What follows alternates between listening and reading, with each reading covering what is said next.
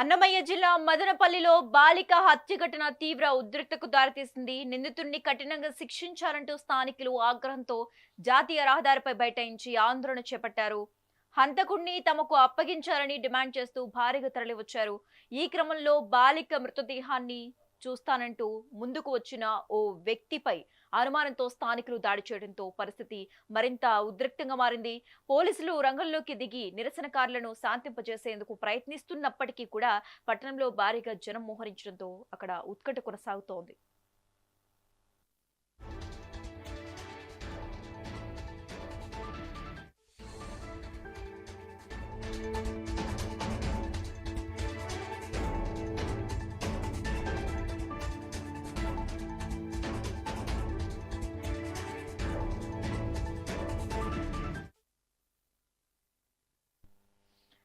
అన్నమయ్య జిల్లా మదనపల్లిలో బాలిక హత్య ఘటన తీవ్ర ఉద్రిక్తతకు దారితీసింది. నిందితుడిని కఠినంగా శిక్షించాలంటూ స్థానికులు ఆగ్రహంతో జాతీయ రహదారిపై బైఠాయించి ఆందోళన చేపట్టారు. హంతకుడిని తమకు అప్పగించాలని డిమాండ్ చేస్తూ భారీగా తరలివచ్చారు. ఈ క్రమంలో బాలిక మృతదేహాన్ని చూస్తానంటూ ముందుకు వచ్చిన ఓ వ్యక్తిపై అనుమానంతో స్థానికులు దాడి చేయడంతో పరిస్థితి మరింత ఉద్రిక్తంగా మారింది.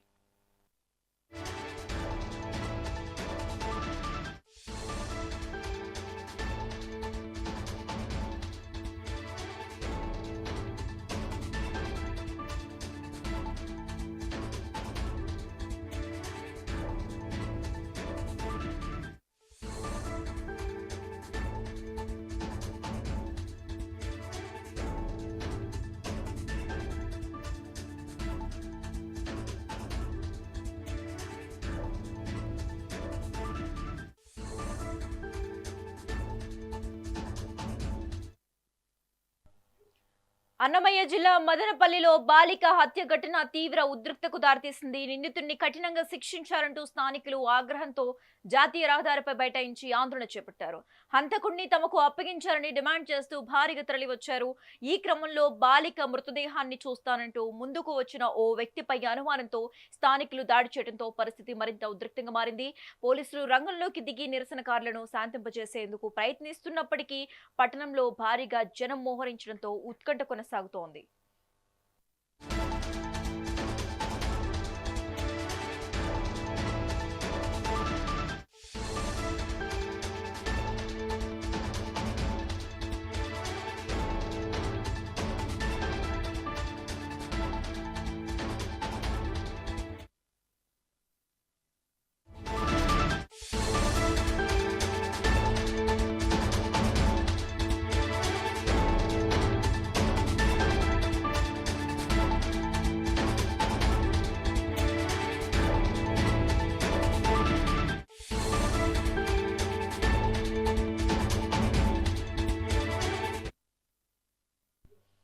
అన్నమయ్య జిల్లా మదనపల్లిలో జరిగిన బాలిక హత్యోదంతంపై ఏపీ హోంమంత్రి వంగలపూడి అనిత తీవ్రంగా స్పందించారు.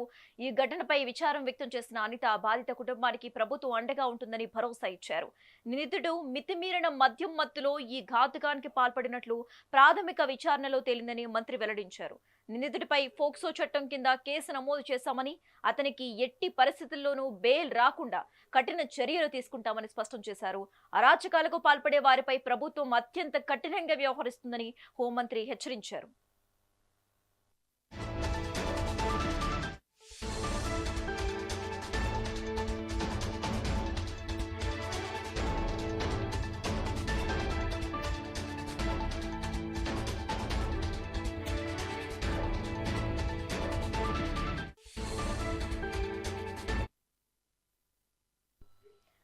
అన్నమయ్య జిల్లా మదనపల్లిలో జరిగిన బాలిక హత్యోదంతంపై ఏపీ హోంమంత్రి వంగలపూడి అనిత తీవ్రంగా స్పందించారు. ఈ ఘటనపై విచారం వ్యక్తం చేసిన అనిత బాధిత కుటుంబానికి ప్రభుత్వం అండగా ఉంటుందని భరోసా ఇచ్చారు. నిందితుడు మితిమీరిన మద్యం మత్తులో ఈ ఘాతుకానికి పాల్పడినట్లు ప్రాథమిక విచారణలో తేలిందని మంత్రి వెల్లడించారు. నిందితుడిపై ఫోక్సో చట్టం కింద కేసు నమోదు చేశామని, అతనికి ఎట్టి పరిస్థితుల్లోనూ కూడా బెయిల్ రాకుండా కఠిన చర్యలు తీసుకుంటామని స్పష్టం చేశారు. అరాచకాలకు పాల్పడే వారిపై ప్రభుత్వం అత్యంత కఠినంగా వ్యవహరిస్తుందని హోంమంత్రి హెచ్చరించారు.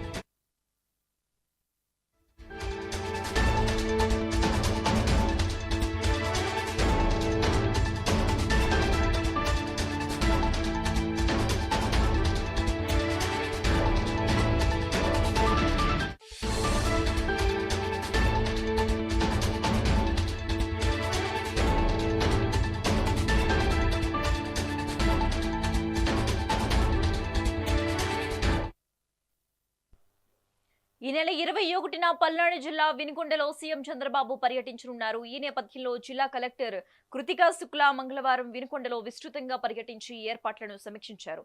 సీఎం సందర్శించనున్న ప్రభుత్వ హాస్పిటల్, జూనియర్ కళాశాల, క్రీడా ప్రాంగణం మరియు ఎన్ఎస్పీ స్థలాలను ఆమె క్షుణ్ణంగా పరిశీలించారు. స్వచ్ఛాంధ్ర స్వర్ణాంధ్ర కార్యక్రమంలో భాగంగా నిర్వహించాల్సిన ఏర్పాట్లపై అధికారులకు దిశానిర్దేశం చేశారు. ఈ పర్యటనలో ఎలాంటి లోటుపాట్లు లేకుండా వైద్యులు, రెవెన్యూ అధికారులు అప్రమత్తంగా ఉండాలని కలెక్టర్ ఆదేశించారు.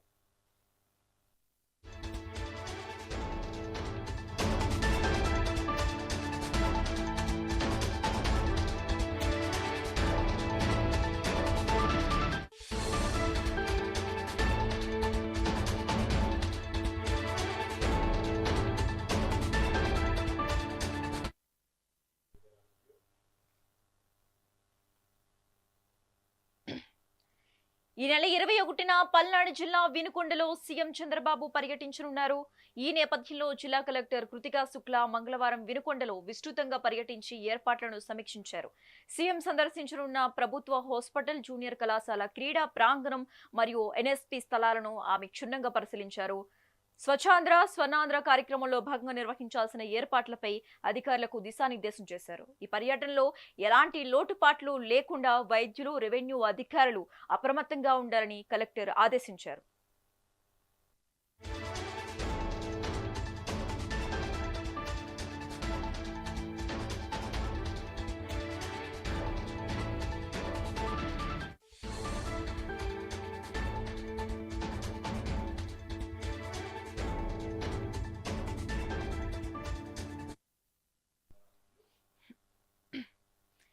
ఈ నెల 21న పల్నాడు జిల్లా వినుకొండలో సీఎం చంద్రబాబు పర్యటించనున్నారు. ఇక ఈ పర్యటనకు సంబంధించి మరింత సమాచారం మా ప్రతినిధి స్వామి ఫోన్ ద్వారా అందిస్తారు. స్వామి, పల్నాడు జిల్లా ఈ నెల 21వ తారీఖు ఏదైతే స్వర్ణాంధ్ర స్వచ్ఛాంధ్ర భాగంగా దానికి సంబంధించి ఈ నెల 21వ తారీఖు చంద్రబాబు నాయుడు అయితే వినుకొండ నియోజకవర్గం రానున్నారు. వినుకొండ నియోజకవర్గంలో గవర్నమెంట్ హాస్పిటల్ అయితే స్వర్ణాంధ్ర స్వచ్ఛాంధ్ర భాగంగా గవర్నమెంట్ హాస్పిటల్ అయితే పర్యటించనున్నారు. ఈ పర్యటనలో భాగంగా ముందస్తు చర్యల భాగంగా ఈ రోజు పల్నాడు కలెక్టర్ కృతికా శుక్లకు అయితే వినుకొండ నియోజకవర్గం వెళ్ళి అక్కడ గవర్నమెంట్ హాస్పిటల్లో ఉన్న డాక్టర్లతో కూడా మాట్లాడి రేపు 21వ తారీఖు సీఎం చంద్రబాబు నాయుడు వస్తున్నారు కాబట్టి దానికి సంబంధించిన ఏర్పాట్లు కూడా క్షుణ్ణంగా పరిశీలించడానికి అయితే ఈ రోజు పల్నాడు కలెక్టర్ అయితే వినుకొండ వెళ్ళారని కూడా చెప్పుకోవచ్చు. ముఖ్యంగా మనం చూసుకున్నట్టయితే 21వ తారీఖు వినుకొండకి రానున్న చంద్రబాబు నాయుడు సంబంధించి అక్కడ హాస్పిటల్లో ఎలాంటి వసతులు ఉన్నాయి, ఏమున్నాయి, లోటుపాట్లు మొత్తం కూడా అక్కడ ఉన్న సూపరింటెండెంట్ తో అక్కడ ఉన్న అధికారులు కూడా పలు సూచనలు అయితే చేశారని కూడా చెప్పుకోవచ్చు. దాంతో పాటుగా ఆ సభ ఏదైతే హాస్పిటల్ సందర్శించిన తర్వాత ఒక బహిరంగ సభ అయితే ఒకటి ఏర్పాటు చేశారని కూడా చెప్పుకోవచ్చు. ఆ బహిరంగ సభకు సంబంధించి స్థల పరిశీలన కూడా చూడటం కూడా జరిగింది. అయితే ప్రభుత్వ జూనియర్ కాలేజీ ఒక స్థలాన్ని చూశారు. దాని తర్వాత ఏదైతే నసరాపేట రోడ్ లో ఉన్నటువంటి ఎన్ఎస్పీ కాలనీ వద్ద ఒక స్థలం అయితే చూశారు. ఈ రెండిట్లో రేపు ఫైనల్ చేసి రేపు ఆ ప్రోగ్రామ్ సంబంధించి స్టేజ్ కూడా ఏర్పాటు చేస్తున్నారని కూడా చెప్పుకోవచ్చు. మనం చూసుకున్నట్టయితే ఇటు ఏపీ ముఖ్యమంత్రి చంద్రబాబు నాయుడు స్వర్ణాంధ్ర స్వచ్ఛాంధ్ర భాగంగా ఏపీ మొత్తం కూడా కార్యక్రమాన్ని నిర్వహించున్నారు. ఈ కార్యక్రమంలో ముఖ్యంగా అయితే పల్నాడు జిల్లా వినుకొండ రావడం కూడా చాలా వినుకొండ ప్రజలు కూడా చాలా సంతోషంగా ఉన్నారని కూడా చెప్పుకోవచ్చు. ఆ రోజు హాస్పిటల్లో కావాల్సిన ఏమన్నా నిధులు కావాల్సిన కూడా ఆ రోజు మంజూరు చేసే అవకాశం కూడా ఉందని కూడా చెప్పుకోవచ్చు. హాస్పిటల్ సంబంధించి కూడా ఆ వసతులు అన్ని కూడా బాగుండాలని కూడా ఇప్పటికే పల్నాడు కలెక్టర్ అయితే హాస్పిటల్ సిబ్బందికి అయితే ఇప్పుడే తెలియజేస్తున్నారని కూడా చెప్పుకోవచ్చు. దాంతో పాటుగా ఏదైతే ఈ ఎన్ఎస్పీ కాలనీ వద్ద స్థలాన్ని అయితే ఫైనల్ చేసి అక్కడ స్థలం వద్ద స్టేజ్ కూడా కట్టేసి అక్కడ బహిరంగ సభ అయితే ఏర్పాటు చేస్తున్నారని కూడా చెప్పుకోవచ్చు. అయితే రేపు ఏదైతే సీఎం ప్రోగ్రామ్ సంబంధించి కూడా ఇటు రెవెన్యూ శాఖ కానీ ఇటు హాస్పిటల్లో వాళ్ళకి కానీ కూడా దిశానిర్దేశాలు ఎప్పటికే తెలియజేశారని కూడా చెప్పుకోవచ్చు. ముఖ్యంగా మనం చూసుకున్నట్టయితే ఏదైతే రేపు 21వ తారీఖు చంద్రబాబు నాయుడు పర్యటన ఉందో ఆ పర్యటనలో భాగంగా కూడా పూర్తిగా కూడా పోలీసులు కూడా పూర్తి బందోబస్తు అయితే ఏర్పాటు చేస్తున్నారని కూడా చెప్పుకోవచ్చు. అయితే 2 రోజుల ముందు నుంచి కూడా పల్నాడు కలెక్టర్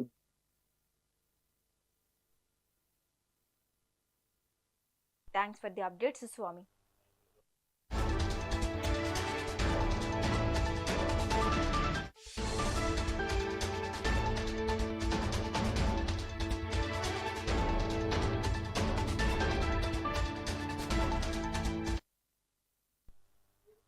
అధికారులు ఇచ్చిన హామీలు అమలు చేయకపోవడంతో దశల వారీ ఆందోళన కార్యక్రమాలు చేపడుతున్నామని సిఐటియు నాయకులు తెలిపారు. తిరుపతిలోని స్విమ్స్ హాస్పిటల్లో పనిచేస్తున్న కార్మికులకు ప్రస్తుతం ఉన్న శానిటేషన్ హోదాను తొలగించి వార్డు బాయ్ల్ గా పరిగణించాలని డిమాండ్ చేస్తున్నారు.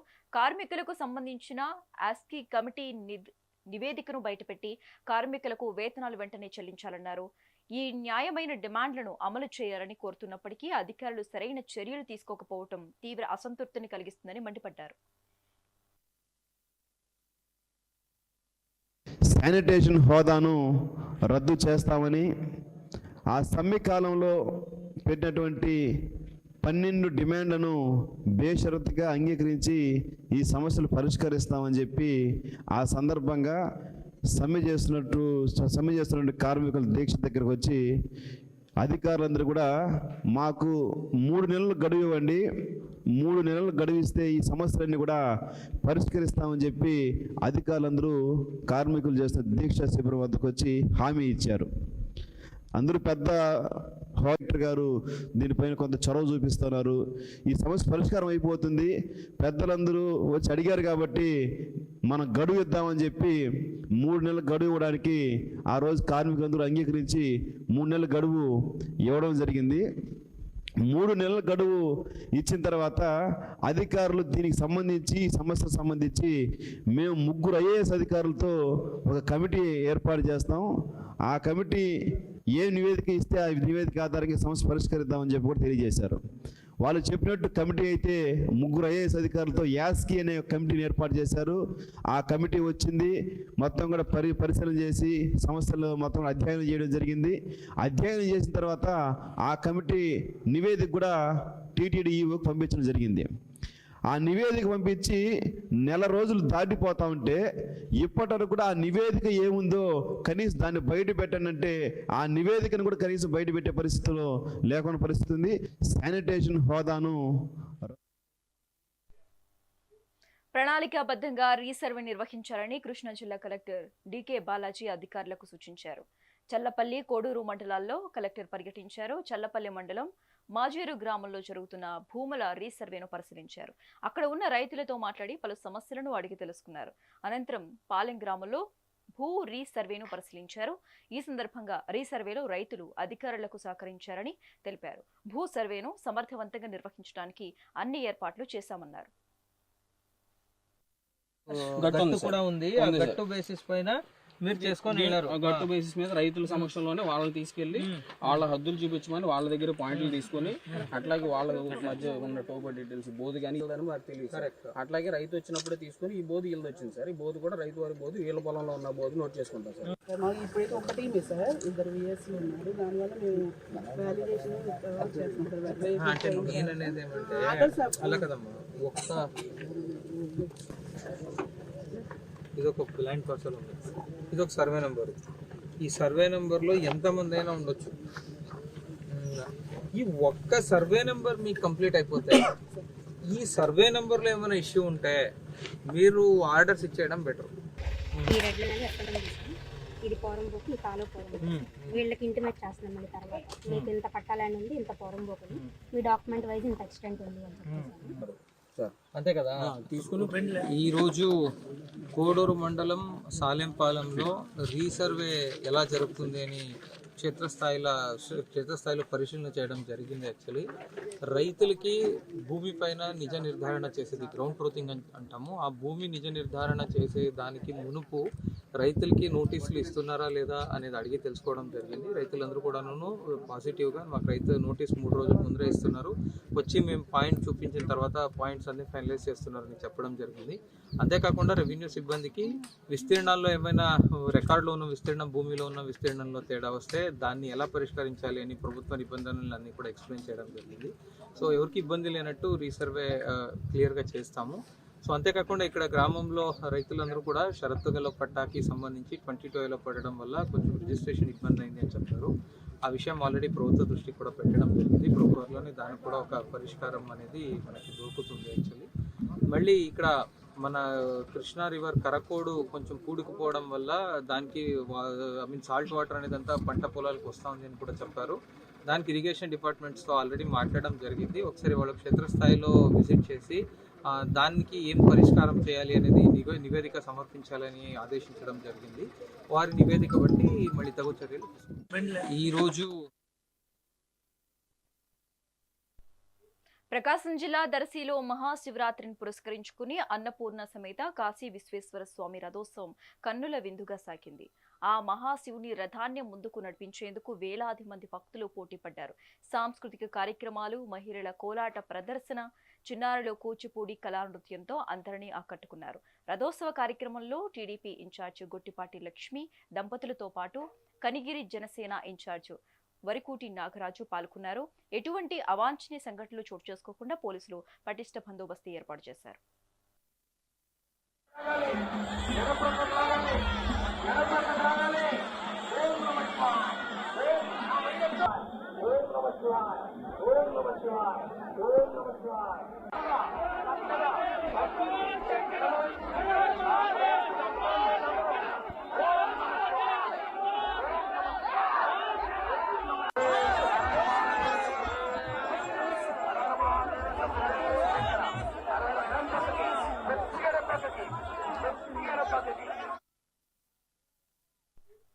నెల్లూరు జిల్లా గూడూరులో సంచలనం సృష్టించిన రమణారెడ్డి హత్య కేసు మిస్టరీని పోలీసులు ఛేదించారు.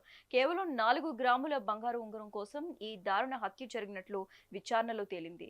చిల్లకూరు మండలం రెట్టపల్లికి చెందిన రమణారెడ్డిని అదే గ్రామానికి చెందిన పసుపులేటి శ్రీనివాసులు జామాయిల్ కర్రతో కొట్టి హత్య చేసినట్లు సిఐ శేఖర్ బాబు వెల్లడించారు. చెడు వ్యసనాలకు బానిసైన నిందితుడు బంగారం దొంగిలించి గూడూరులో కుదువ పెట్టినట్లు పోలీసులు గుర్తించారు. నిందితుడిని అరెస్టు చేసి రిమాండ్కు తరలించారు.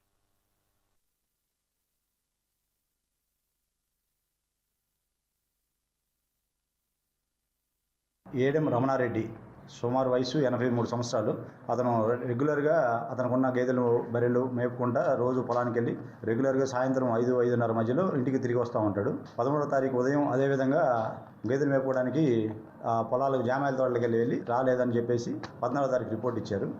ఆ రోజు 13వ తారీఖు ఈవినింగ్ రాకపోయేదానికి 14వ తారీఖు రిపోర్ట్ ఇచ్చిన క్రమంలో 14వ తారీఖు మళ్ళీ మనం వెరిఫై చేసుకుంటే అదే ఊరికి చెందిన పసుపులేటి శ్రీనివాసులు అనే అతను ఆ పందులు మేపుకోవడానికి అదే ఊర్లో తిరుగుతూ ఉంటాడు. ఆ పందులు మేపుకునే క్రమంలో అతను ఒక 2-3 రోజుల నుంచి అతన్ని అబ్జర్వ్ చేస్తూ ఉన్నాడు. ఎవరైతే చనిపోయాడో ఏడెం రమణారెడ్డి అనే అతనికి సంబంధించి అతను గేదెలు ఒంటరిగా మేపుకునే టైంలో అతని చేతికి ఒక పచ్చరాయి ఉంగరం ఉండటం గమనించాడు. పసుపులేటి శ్రీనివాసులు అతను చెడు వ్యసనాలకి బానిసై ఉంటాడు. కోడి పందాలు, క్రికెట్ బెట్టింగ్లు అడిగిటికి ఇదవుతూ ఉంటాడు. అతను కొంచెం అప్పులు పాలయ్యి ఉంటాడు.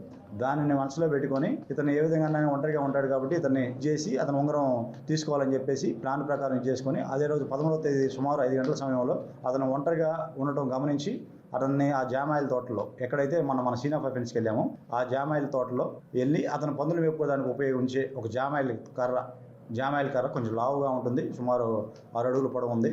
దాన్ని తీసుకొని తల మీద బలంగా 2 దెబ్బలు కొడితే ఏడెం రమణారెడ్డి గారు అక్కడికక్కడికే కింద పడి చనిపోతాడు. ఏడెం రమణారెడ్డి. కర్నూలు జిల్లా ఎమిగనూరులో కోతుల బావి ఆంజనేయ స్వామి ఆలయ స్థలం వివాదం ఉద్రిక్తకు దారితీసింది. ఆలయానికి చెందిన 33 సెంట్ల భూమిని మున్సిపల్ అధికారులు కబ్జా చేస్తున్నారంటూ విశ్వ హిందూ పరిషత్ బీజేపీ శ్రేణులు భారీ ర్యాలీ నిర్వహించారు. ఆలయ ప్రాంగణంలో మున్సిపల్ యంత్రాంగం వేసిన కంచెలు, బోర్డులను తొలగించాలని డిమాండ్ చేస్తూ బీజేపీ రాష్ట్ర నాయకుడు విష్ణువర్ధన్ రెడ్డి ఆధ్వర్యంలో నిరసన చేపట్టారు. అధికారులు స్పందించుకుంటే హిందూ సంఘాలని రంగంలోకి దింపుతాయని హెచ్చరించడంతో పట్టణంలో భారీగా పోలీసులు మోహరించారు. కోతుల బావి ఆంజనేయ స్వామి యొక్క భూమిని ప్రదర్శించడం కోసం విశ్వ హిందూ పరిషత్ బజరంగ దళ ఆధ్వర్యంలో ఈ రోజు యొక్క కార్యక్రమాన్ని చేయడం కోసం ముందుకు వచ్చింది.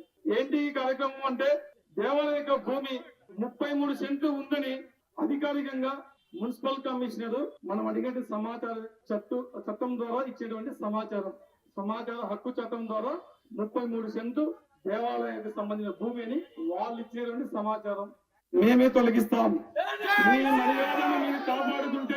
మీ మర్యాదను మీరు కాపాడుకుంటే ఎమ్మగుండలో ఉండే హిందువులు మీకు చేకూరుతారు. రెండో విషయానికి వస్తే ఈ యొక్క ఇష్యూ జరుగుతూ ఉంటే ఈరోజు మౌనం వహించినటువంటి ఎమ్మెల్యే కూడా ఈరోజు మౌనం విడిచి ఈరోజు మాట్లాడాల్సినటువంటి అవసరం చాలా ఉంది. ఈరోజు హిందూ సమాజం కోరుకుంటా ఉంది. మీరు మౌనం వహించి మాట్లాడము అంటే హిందూ సమాజం మీకు సమాధానం చెబుతుంది. సోతుల బావి ఆంజనేయ స్వామి యొక్క భూమిని నెల్లూరు జిల్లా తిమ్మ సముద్రానికి చెందిన దివ్యాంగుడు నాగా వెంకటేశ్వర్లపై జరిగిన దాడిని రాష్ట్ర దివ్యాంగుల టీడీపీ విభాగం ఉపాధ్యక్షులు వెంకట్రావు తీవ్రంగా ఖండించారు. తన పొలంలో జామాయిలు అక్రమంగా నరుకుతున్న వారిని అడ్డుకోవటమే తప్పుగా మారి దివ్యాంగుడిపై దాడికి దారితీసిందని ఆవేదన వ్యక్తం చేశారు. ప్రభుత్వం మాటల్లోనే దివ్యాంగుల సంక్షేమం చూపిస్తుందని, వాస్తవంగా వారికి రక్షణ లేకుండా పోయిందని మండిపడ్డారు. ఈ ఘటనపై ఉన్నతాధికారులకు ఫిర్యాదు చేసినప్పటికీ కూడా కింది స్థాయి అధికారులు నిర్లక్ష్యంగా వ్యవహరిస్తున్నారని ఆరోపించారు.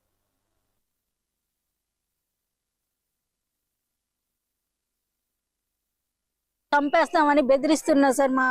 మా తోటలోకి వస్తేను ఆయన బాగా చెప్పారు, అందరిని చంపేస్తాను అని చెప్పారు. చెప్పే మాకు కాబట్టి మాకు అదే జీవనాధారము. కాబట్టి మీరు ఇద్దరు ఆడపిల్లలు, మేమిద్దరం ఆడపిల్లలు, మా నాన్న వికలాంగుడు, మా తమ్ముడు చిన్న అబ్బాయి కాబట్టి వాళ్ళ మీద చర్యలు కానీ తీసుకోవాలి సార్. ఇష్టం వచ్చినట్టు కొట్టారు, తిట్టారు. నా ఫోన్ కానీ దొంగతనం చేశారు సార్. వీడియో తీసినందుకు ఆ ఫోన్ ఇవ్వలేదు, ఇప్పటి వరకు మేము తీయలేదని చెప్పేసారు. పోలీసు వారికి ఫోన్ చేస్తే పోలీసు వారు వచ్చారు కానీ ఏం చెప్పలేదు సార్. వాళ్ళకి సపోర్టర్స్ గా మాత్రం కంచర్లు వినోదు, మళ్ళీ ఈయన మేకల శ్రీనివాసులు మాత్రం వాళ్ళతో పాటే వచ్చి మొత్తం వీడియో తీసుకుంటా ఉన్నాడు సార్. మొత్తం వీడియో తీసాడు ఆయన. అయితే మాత్రం లాస్ట్ లో లాగేసుకున్నారు. తర్వాత దివి లోకేష్ వచ్చాడు, మళ్ళీ కొంచెం కొట్టారు కదా, మేము ఆపాం కదా, దాన్ని మాత్రము అమావాస్య మహేశ్వరరావు అని చెప్పి ఆయన ఆ లోడ్ తీసుకెళ్లిపోయాడంట సార్. కొట్టిన వరకు కర్ర. దయచేసి మాకు న్యాయం చేయవలసిందిగా కోరుచున్నాము. చంపేస్తామని జలదంకి రెవెన్యూ వాళ్ళు, జలదంకి పోలీస్ స్టేషన్ వాళ్ళు స్పందించకపోతే నిన్న సోమవారం గ్రీవెన్స్లో ఎస్పీ గారికి, కలెక్టర్ గారికి మళ్ళీ విన్నవిస్తున్నారు. కలెక్టర్ గారు ఎంఆర్ఓ గారికి చెప్పారు. అయినా ఈరోజు ప్రత్యర్థులు పోయి తోటలోకి పోయినప్పుడు ఇతను అడ్డుకుంటే ఇతన్ని విపరీతంగా దివ్యాంగుడిని కూడా కనికరం లేకుండా విపరీతంగా తలపై కాళ్ళ మీద విపరీతంగా కొట్టి గాయాల పరిచి చాలా ఇబ్బంది పడుతున్నారు. ఇలాంటి ఏయమైన నీచమైన మానవత్వం లేని పనిని చేయటం నేను పూర్తిగా ఖండిస్తున్నాను.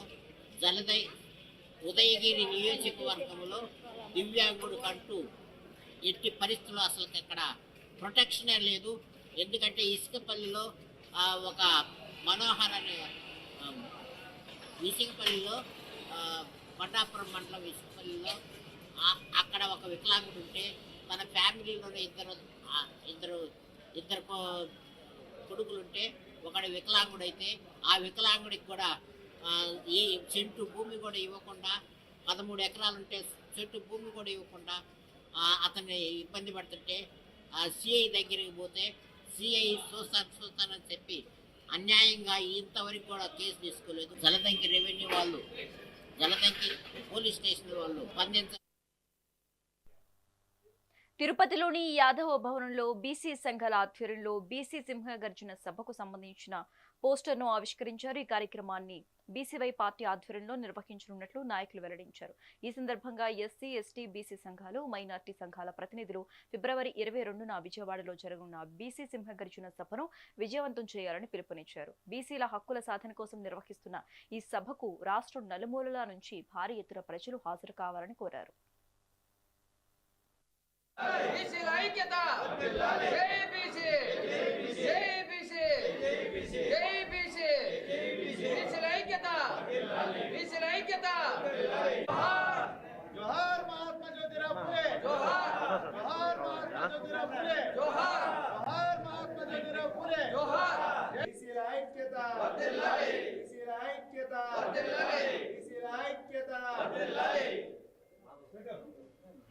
రెండవ తేదీన నాగార్జున యూనివర్సిటీ దగ్గర బీసీవై పార్టీ నాయకత్వంలో బీసీల గర్జన నిర్వహించడం జరుగుతూ ఉంది. ఈరోజు రాష్ట్రంలోనే కాకుండా దేశంలోనే ఈరోజు బీసీల పరిస్థితి అగమ్యగోచరంగా ఉంది. ఎప్పుడో 45 సంవత్సరాల క్రితం ఏర్పాటు చేసినటువంటి బీసీ కమిషన్ను 1990లో బీపీ మండల నాయకత్వంలో అమలుపరిచినప్పటికీ కూడా ఈరోజు కూడా అమలు కానటువంటి పరిస్థితి చూస్తున్నాం. వాటంటిని సాధన కోసం ఎక్కడే కానీ ఏ రాజకీయ పార్టీ కూడా ఇప్పటికి కూడా ముందుకు వచ్చి వాటిని టచ్ చేసినటువంటి పాపానుభవం లేదు. ఆ నేపథ్యంలోనే బీసీలకు రాజ్యాధికారం కావాలి, బీసీలకి అన్ని రంగాలలో ఆర్థిక రంగం కానీ, సామాజిక రంగం కానీ, రాజకీయ రంగంలో సమమైనటువంటి న్యాయం జరగాలనే ఉద్దేశంతో బీసీవై పార్టీని ఈ రాష్ట్రంలో ఏర్పాటు చేసి దానికోసం బోర్ని రామచంద్ర గారు ముందుకెళ్తా ఉన్నారు. ఆ నేపథ్యంలో రాష్ట్రంలో ఉన్నటువంటి బీసీలందరూ, ఎస్సీ ఎస్టీ మైనారిటీలు అందరూ కూడా కలిసి ఈరోజు ఈ రాష్ట్రంలో రేపు జరగబోయేటటువంటి బీసీ గర్జనకి హాజరు కావాలని చెప్పేసి బీసీ సంఘర్షణ సమితిగా విజ్ఞప్తి చేస్తున్నాం. 2వ తేదీన బీసీలందరూ కూడా మీరు ఏ పార్టీలోనే ఉండండి, ఎక్కడైనా ఉండండి, ఈ డిమాండ్లు అందరికీ కావాల్సిన డిమాండ్లు. బీసీ చట్టానికి రక్షణ కావాలని, రాజధానిలో 1000 ఎకరాలతో బీసీలకు వాటా ఇవ్వాలని, అనేక రకాల సంస్కరణలకి ఈ సభ నాంది పలకబోతోంది. కాబట్టి బీసీలారా, ఎస్సీ ఎస్టీ మైనారిటీ అందరూ కలిపి ఈ సభను విజయవంతం చేస్తే భవిష్యత్తు మీది, మనది, మనందరిదనే పిలుపుకి బోడే రామచంద్ర యాదవ్ గారు దృఢ నిశ్చయంతో కమిటీలను కూడా ఫామ్ చేసి ఈరోజు మొత్తం రాష్ట్ర వ్యాప్తంగా విస్తృతంగా, రాష్ట్రమే కాదు ఇవాళ తెలంగాణలో కూడా కమిటీలు వేసి మొత్తం ముందుకెళ్తున్నారు. కాబట్టి బీసీలందరూ కూడా ఆలోచించేయండి. ఇంతకాలం అందరికీ సేవ చేసాం, ఇప్పుడు మనకు మనం సేవ చేసుకునే అవకాశం మన దగ్గరకు వచ్చింది. కాబట్టి మనందరం వినియోగించుకుంటే మీ భవిష్యత్తు మీ చేతుల్లో ఉంటుంది. కాబట్టి మీరందరూ కూడా ఆలోచన చేసి 22వ తారీఖు విజయవాడ సభని జయప్రదం చేయవలసిందిగా ప్రతి ఒక్కరిని కోరుకుంటూ ఓం నమో వెంకటేశ్వర. బీసీలందరూ కూడా మీరు ఏ పార్టీలోనే ఉండండి, ఎక్కడైనా ఉండండి, ఈ డిమాండ్లు ఇవి ఇప్పటివరకున్న updates. Keep watching Mega 9 TV.